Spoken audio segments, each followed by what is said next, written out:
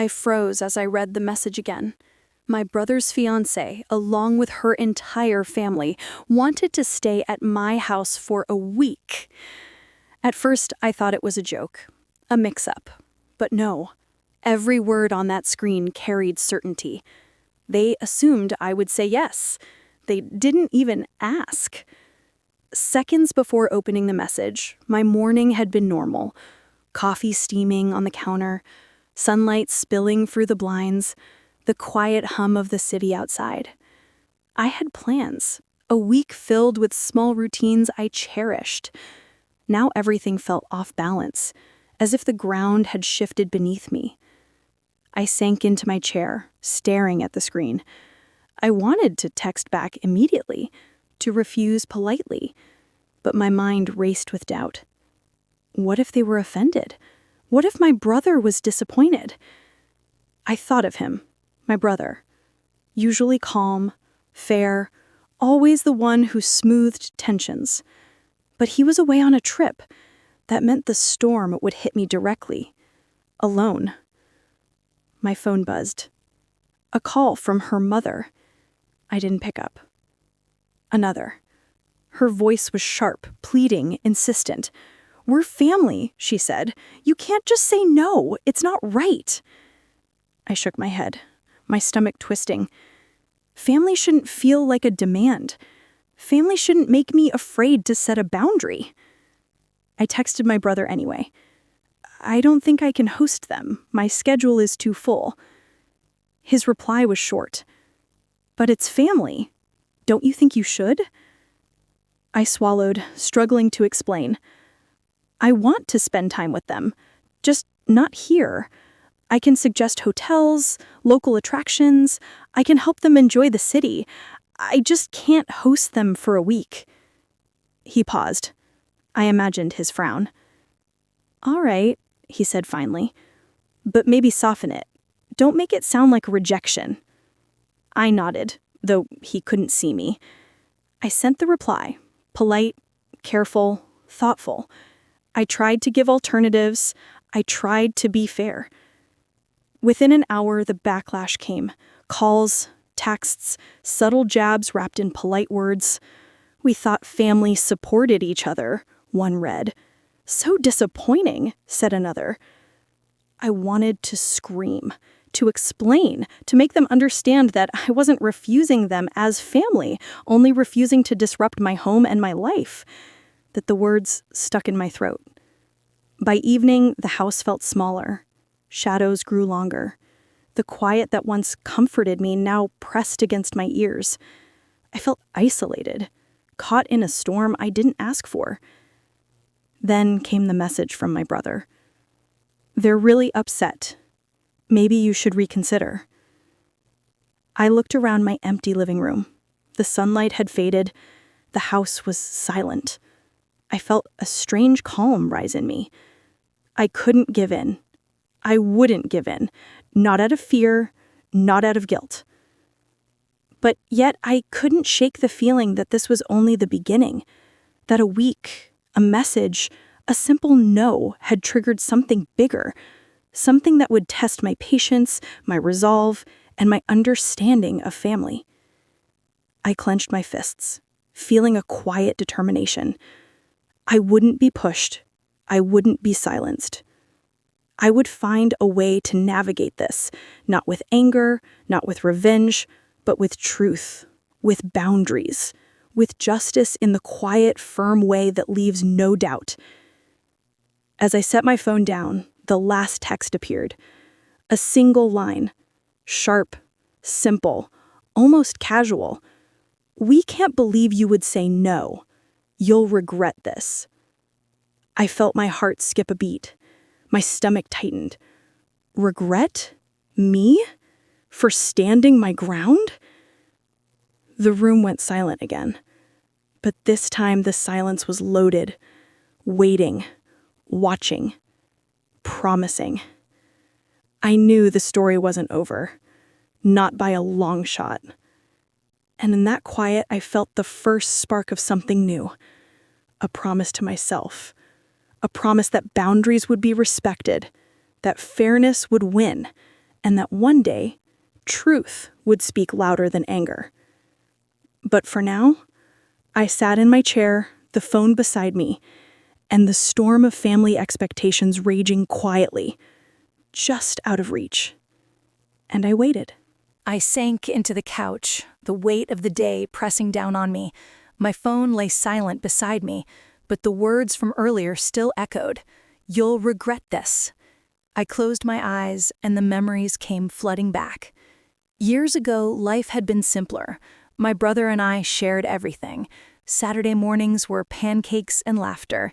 Sunday afternoons meant long walks talking about nothing and everything. We weren't just siblings, we were a team. "Hey, promise me one thing," my brother had said that summer, years ago, tossing me the last pancake. "No matter what happens, we always back each other up, always." I had nodded, grinning, always, and we had meant it. But now that bond felt fragile, like glass stretched too thin. I remembered the first time she came into the picture, her fiancé. At first, I liked her. She was charming, polite, easy to talk to. We joked, shared stories, even cooked together once. But slowly, the little signs started to show, the subtle control, the expectation that everything revolved around her plans. I recalled a dinner party, months ago, when she had insisted on changing the seating arrangement at the last minute. "It'll be more comfortable," she said, smiling sweetly. But I remembered the tension, the quiet frustration in my brother's eyes. He had agreed immediately, never saying a word. I hadn't said anything either, but inside, a warning bell had rung. Something about her charm hid something sharper, something that didn't sit right with me. And then there was the message, the first real test, a casual request for a favor that turned into a demand. She needed help moving, and her family expected my home as a base. At first, I agreed out of politeness, thinking it would be a one-time thing. But it wasn't. Every request since then felt like an expectation. I thought of another night, just a few months ago. We had movie night planned, my brother and I. I had texted him to confirm. Her response came instantly. "Why not include everyone? Don't leave us out." My brother had sighed, apologizing, and I had reluctantly agreed. That night I realized my space was no longer mine, my time no longer fully mine. It wasn't just inconvenience. It was subtle, slow erosion of trust. The trust I had in my brother's judgment, the trust I had in the bond we once shared, the trust I had in the idea that family respected each other's boundaries. I sat back, staring at the ceiling, trying to breathe. I could feel the loss keenly. It wasn't about money or time. It was about respect, about recognition that I too had limits. Then a memory hit me like a punch. I had discovered an old photo album tucked away in the corner of the attic one evening while cleaning. Pictures of my brother and me as kids, laughing, building forts, celebrating birthdays. Every page told a story of closeness. And somewhere among those pictures, I saw her, not yet his fiancée, standing beside him with a smile, arms crossed, eyes calculating. Something in that image made my stomach tighten. I remembered asking him casually about it later. "Who's that in the corner of this photo?"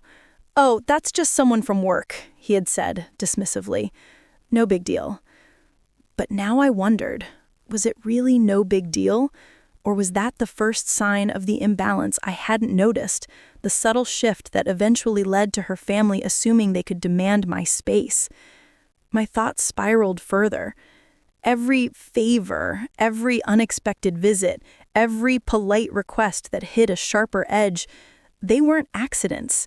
They were part of a pattern, one I had ignored for too long, one my brother had never fully addressed.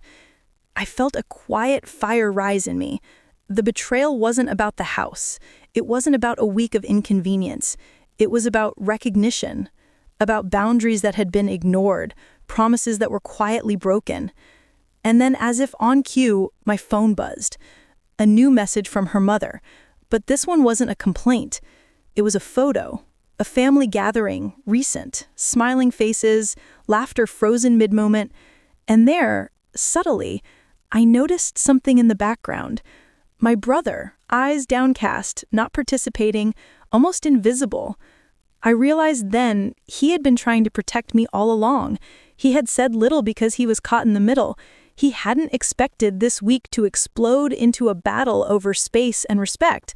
And now seeing him there, distant, almost lost in the crowd, I understood the problem wasn't just her family. It was a system of expectations, unspoken pressures, and miscommunications stretching back years. And in that quiet moment, I made a decision. I wouldn't just defend my boundaries. I would understand the full picture. I would uncover what had been happening beneath the surface, quietly, without anger, without confrontation, and only then, perhaps, could I find a way forward. And set the phone down. My hands were steady now, heart racing but focused. Something had shifted. The betrayal was clearer. The past made sense. And with that clarity came the first spark of purpose. I didn't yet know how it would play out, but I knew one thing for sure. The story was far from over. And in that silence, I felt the first hint of revelation waiting, the discovery that would change everything I thought I knew about my family, my brother, and the week that was about to unfold. The morning light spilled across the kitchen table, soft and golden. I sat there with my coffee, staring at the empty chair across from me. The house felt different now, heavier, quieter, but somehow more mine. The chaos of yesterday had passed, but its lessons had settled into my bones. I took a deep breath and made a choice. I wouldn't react out of anger.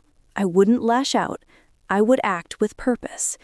Slowly, carefully, I would restore balance for myself and maybe for everyone else. The first step was small. I started reorganizing my schedule, carving out space for what mattered, and saying no where I needed to. Each refusal felt like a tiny victory. Each boundary I reinforced gave me strength. The tension in my shoulders eased slightly. My heart, once tight with anxiety, began to open to clarity. I remembered my brother's quiet struggles at family events, how he always tried to keep everyone happy, even at the cost of his own peace. I realized I didn't need to follow that path. I could act with fairness, without fear. I could uphold my values and still honor family. That afternoon, I began to plan. Not for revenge in the way movies show it, not tricks or public embarrassment. No, my approach would be subtle, clever, and moral. I would show them the truth through actions, not words. Respect would be the message. Boundaries would speak louder than arguments. I made a list of small steps, a polite suggestion for accommodations hereby, friendly guided tours of the city, quiet gestures that reminded me I was still part of the family, even if I wasn't surrendering my home. Every choice was deliberate, every move carefully measured. By evening, I felt a calm I hadn't known in weeks. The storm hadn't disappeared, but I had stopped being its victim. I had become its navigator. Then came the subtle signs, texts that shifted in tone. Her mother's voice on the phone no longer sharp, but cautious. Her fiancé, usually bubbly and commanding, now seemed hesitant, unsure. The first ripple of awareness had begun. I smiled faintly. They were beginning to realize that I wouldn't bend, that my no wasn't a weakness, but a boundary rooted in fairness and respect. And that realization, I knew, would make them pay attention. Later that night, I found myself in the living room, flipping through old family photos. One caught my eye, a candid shot of my brother and I laughing years ago at a summer barbecue, and in the corner, a glimpse of her, smiling but slightly apart. A reminder of how long I had tolerated subtle control without noticing it. I held the photo for a long moment. I understood now my strength wasn't just for me. It was for preserving the family bond in the right way, for restoring fairness where assumptions had created imbalance. The right kind of pushback could heal more than it hurt. A sudden knock at the door startled me. My heart skipped a beat. I wasn't expecting anyone. I opened it to find a small envelope slid under the frame. I picked it up carefully. Inside was a note, handwritten, brief. "I think you understand something we don't yet. Let's talk." I read it twice.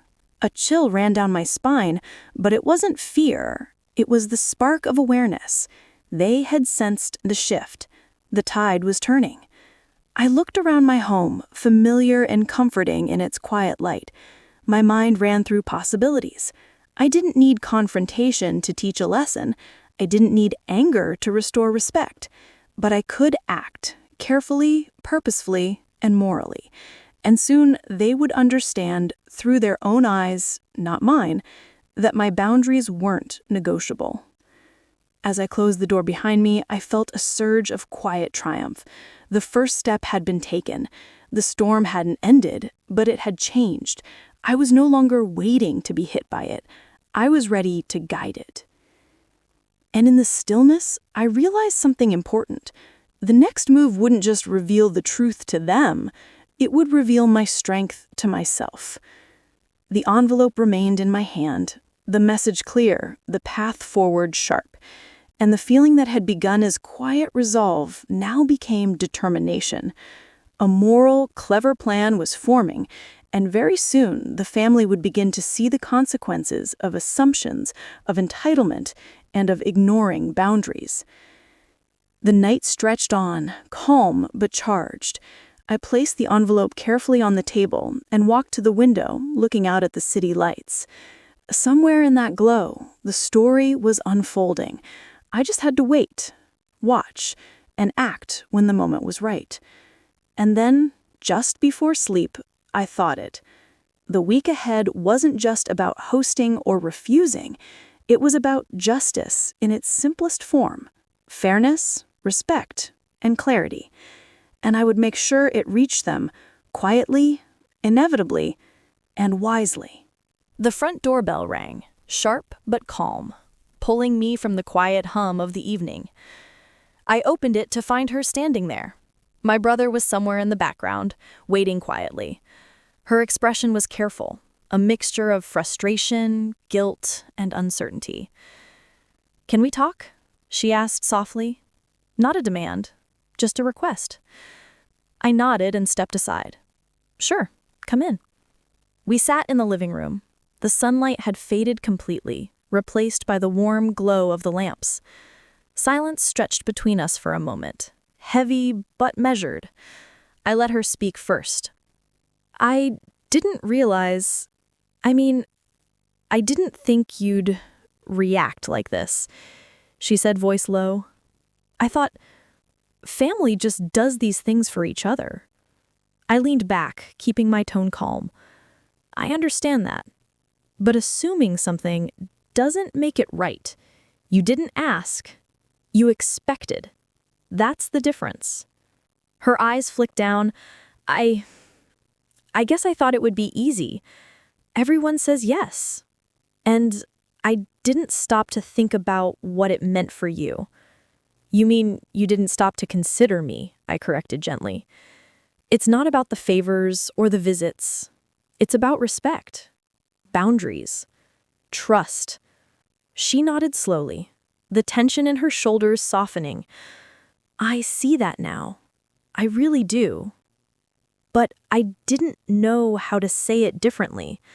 Or maybe I didn't want to." I took a deep breath.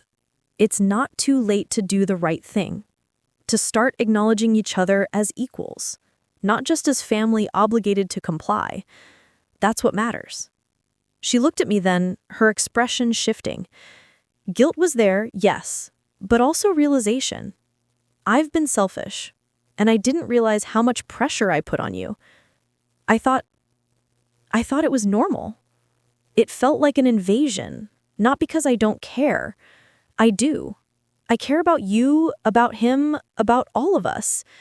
But care doesn't mean giving up your own peace. The room was quiet again. The kind of quiet that isn't awkward, it's reflective. I could feel the weight of years of small assumptions, unspoken demands, and misread intentions hanging in the air.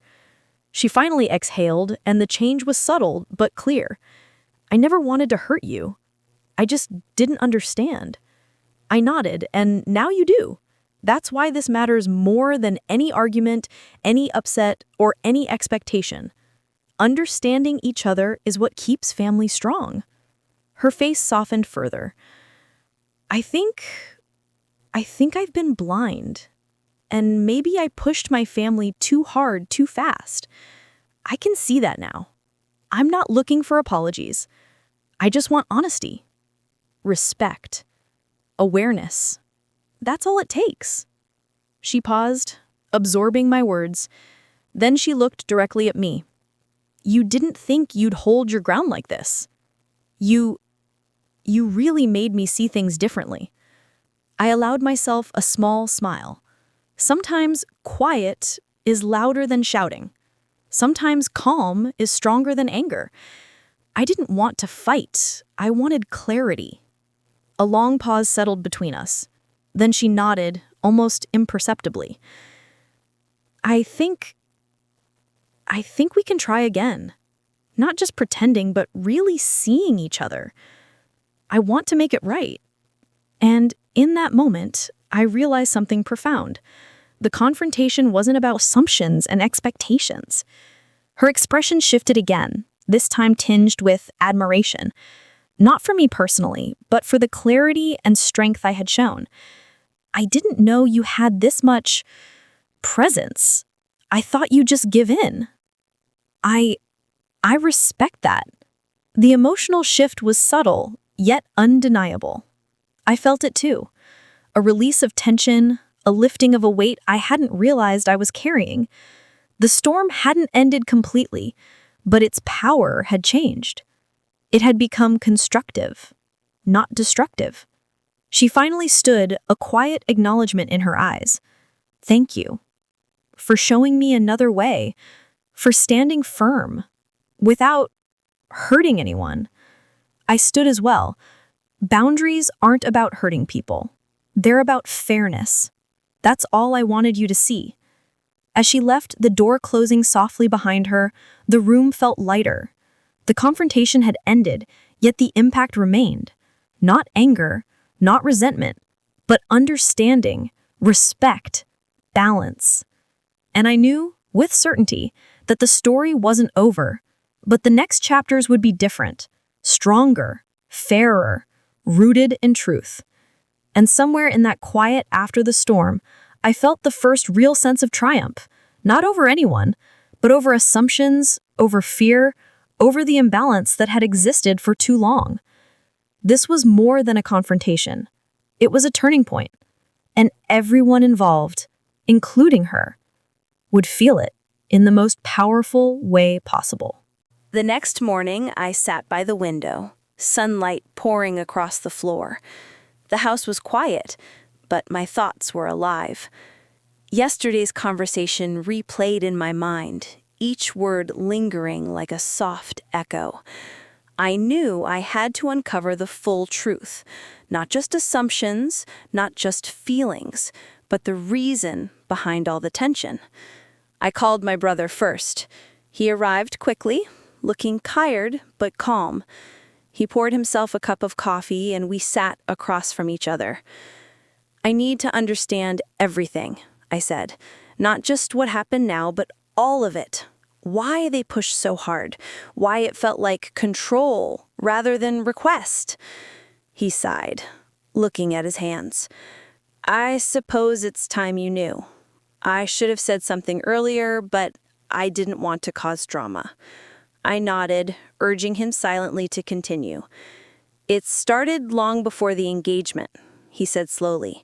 Her family, they've always had certain expectations. Not malicious, just rigid.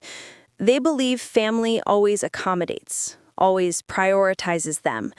And I thought it was harmless at first. I thought I could handle the pressure. And you didn't tell me? I asked carefully. I didn't want to upset you. I thought I could manage the pressure myself.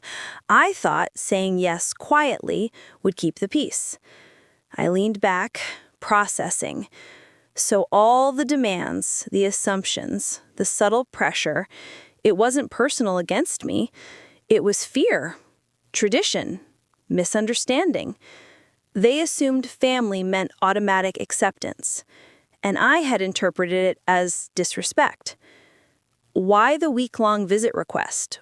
Why now? He hesitated. They were planning a celebration, something small for their parents' anniversary.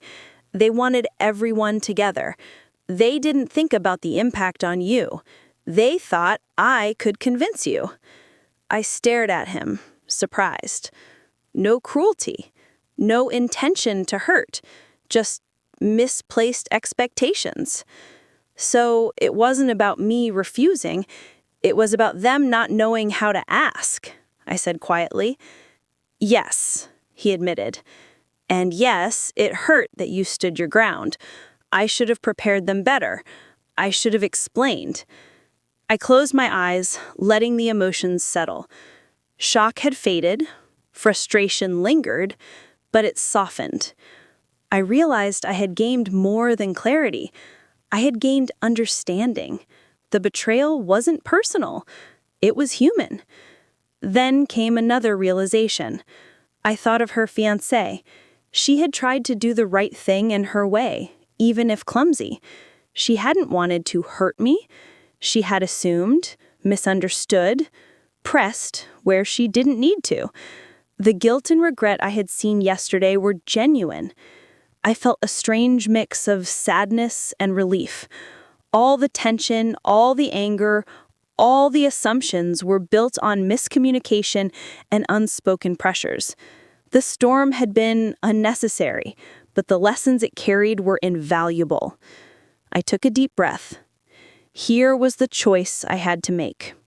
Revenge could feel satisfying, but it would be shallow and fleeting.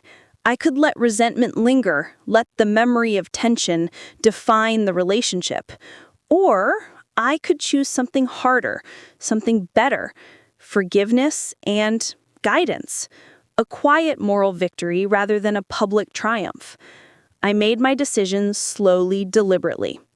I would show them the power of boundaries, fairness, and respect.